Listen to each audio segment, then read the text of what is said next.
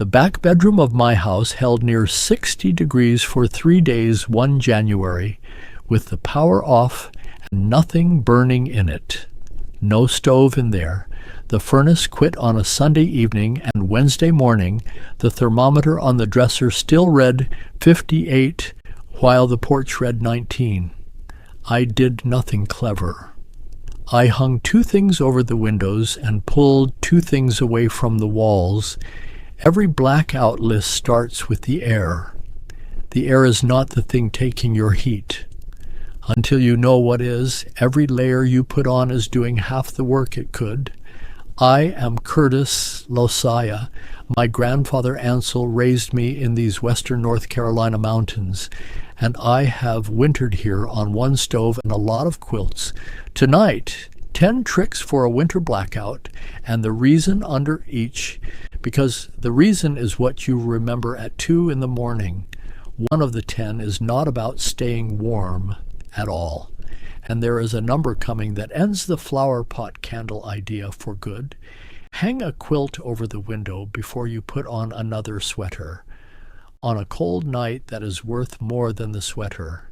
A cold pane pulls heat off your face and hands the whole time you sit near it, and it needs no draft to do it. Your body trades heat with every surface it can see, and loses that trade to whatever is colder than it is. They call that mean radiant temperature. Forget the words. It means the glass is taking from you while the thermometer reads a comfortable number and tells you nothing is wrong. So the game is 2 moves. Put something between you and every cold surface. Make the space you are holding small. Every trick coming is one or the other. That idea about cold surfaces sits in my ebook, 100 Ways to Use What the Land Gives You, along with the rest of what I carry in my head about getting through a mountain, winter on very little. 100 numbered ways in the order the year brings them around, the why under every one, and a piece in every chapter on what I got wrong first. $14. The square code is on your screen, and the link is down in the description. Back to the room. Number 1, pick one room and give the rest of the house away. The smallest one, fewest windows. Inside walls, if you can. Shut every door between there and the rest. You are heating a box with people in it, not a house. Number 2, cover the glass at dark, quilts, moving blankets, whatever will hang.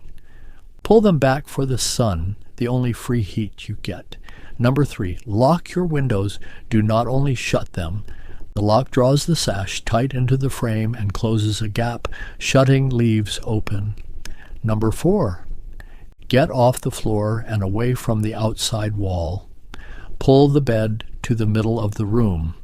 On the floor, put a cushion or a folded rug under you. It is one more cold surface. What that costs you is the rest of the house. Hold that thought. It bit me once. Number 5, put a tent in that room and sleep in it. Blanket over the top, pad underneath. A person sitting still gives off about 100 watts. 4 in a small tent is 400 watts with nowhere to go. One family rode out a hard freeze at 80 degrees in the tent, with 40 in the room. Number 6, warm the bed before you get into it. A brick or a piece of soapstone heated by the fire, wrapped in an old flannel shirt, laid at the foot of the bed 20 minutes ahead of you. A jug of hot water holds heat 4 or 5 hours. Ansel used to say you cannot warm a room, you can only stop it taking what you have. Number 7, eat something and drink your water. Shivering is your furnace, and it runs on food. A body with nothing in it cools about 1/5 faster than one that has eaten. Now, the number I told you to wait for. One candle puts out about 30 watts. Warming one small room takes better than 50 of them at once.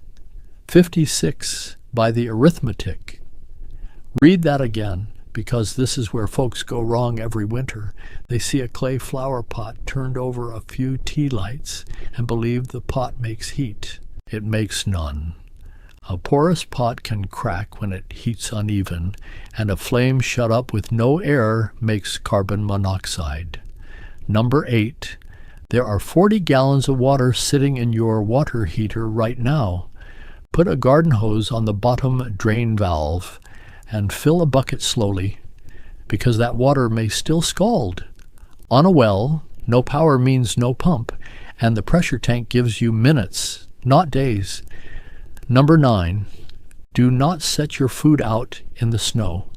Temperatures swing, animals come, and the food safety people say plainly not to do it. Make your own ice instead.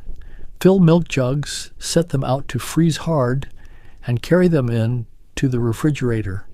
A closed refrigerator holds food safe about 4 hours, a full freezer about 48, and every open door spends some of it. Number 10, and this one is not about being warm. Your pipes. Open the cabinet doors under the sinks so what heat is left reaches the outside wall lines. Leave a slow trickle at the farthest faucet, because moving water is stubborn about freezing. And if the cold is deep and the power is not coming back tonight, shut the water off at the main and drain the lines. You give up running water, you keep your walls. I learned that one the expensive way. I closed off the back of my house one January and felt smart about it, and by Thursday there was a split line under the kitchen sink. Cost me a Saturday and a piece of pipe. The exception is the fireplace, the very thing most folks count on. An open masonry fireplace sends 8 or 9/10 of its heat straight up the chimney, and while it burns, it pulls warm air out of the house and drags cold in at every crack.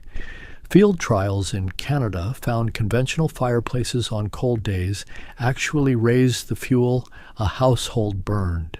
Sit right in front of it, close the damper when the coals die, and do not plan your night around it. A wood stove is another animal, and I will be straight with you. None of this is heat. It is slowing the loss. An average house holds its warmth 8 to 12 hours after the power quits, and these 10 stretch that into days, not weeks, days. Nobody sat in a boardroom and decided you should not know about a hot brick. It is quieter than that, and it needs no plotting at all. A propane heater has a shelf and a margin. A brick out of your own oven has neither, so nobody ever paid a dime to put it in front of you. The old people here taught these things by voice at the fire, and when the voices stopped, the knowing stopped. What I keep coming back to is what we have asked our houses to be.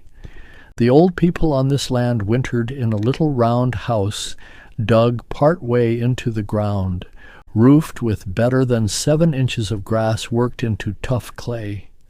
A few coals in the middle kept it warm as an oven. We build big rooms now, tall ceilings, glass along a whole wall, and it works while something is plugged in. I think we quit knowing the other way. Here is what I want you to carry out plainly.